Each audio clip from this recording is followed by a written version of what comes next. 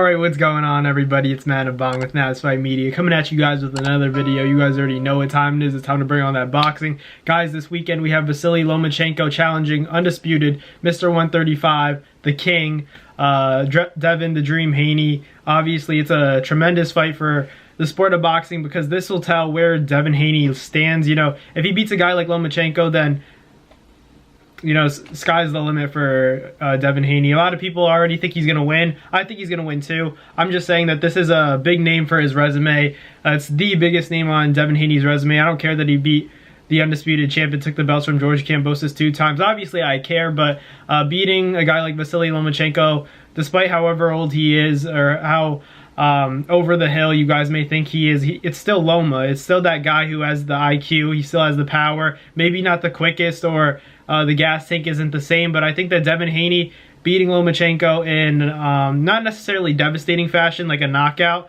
I think beating him in a hard-fought decision is gonna, you know, impress a lot of people. It's gonna make people say, maybe this is the guy that beats Tank. So this is a big opportunity for Devin to showcase his skills, and he better take advantage of it. I'm sure he will, but, you know, Loma's no walk in the park. I think that Loma's a tougher fight than Ryan Garcia is. So if you want to compare Tank and Devin in that regard, I think this fight is going to be very telling in terms of, you know, who's that guy in terms of, you know, their IQ in boxing, you know, their boxing ability. And I think that Devin, he's up there.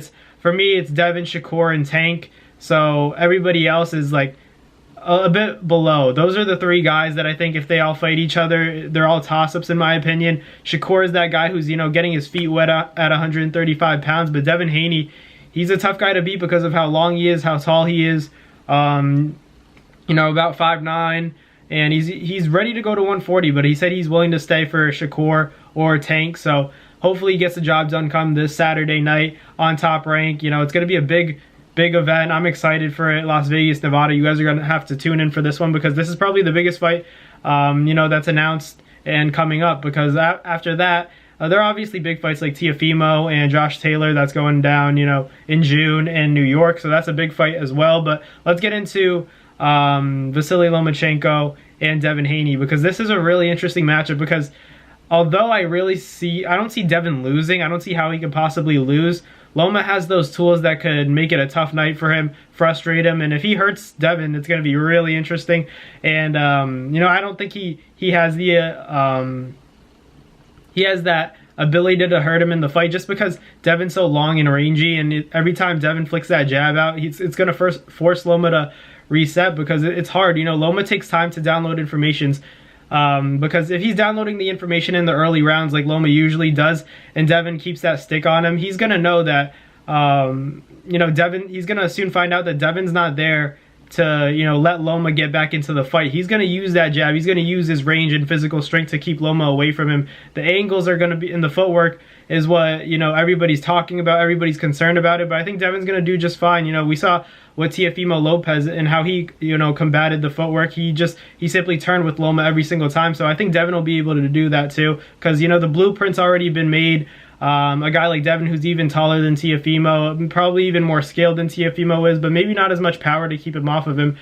So we'll see how that comes into play. I think Devin's going to have to be really careful in there, because we saw Teofimo get cut. You know, Vasily Lomachenko, despite his height, you know, he's a very strong, physically strong fighter still, and he has the ability to get dirty. He's going to do whatever it takes to win. Devin has to be very careful in there, because if he's not, and he's not as sharp and on his P's and Q's as he should be, then, you know, Loma may capitalize, and then Devin could, you know, potentially get hurt, and then we don't know how Devin's going to recover against a guy like Loma, because he's been hurt by Linares, but I'd say Loma has, you know, potentially even as much power as Linares, or maybe even more. You could argue for either, but I'm just saying that Loma's not a walk in the park for Devin, and I respect Devin for taking this fight because he wants to beat Lomachenko. He could have fought somebody else, but he wants Vasily Lomachenko, a very, very difficult fighter to beat. Devin's gonna have to have a great performance, but I think he gets the job done. He doesn't have to be perfect to win this fight. I think Loma has to be perfect to win over Devin Haney, so that's why I'm going to go with Devin Haney by unanimous decision.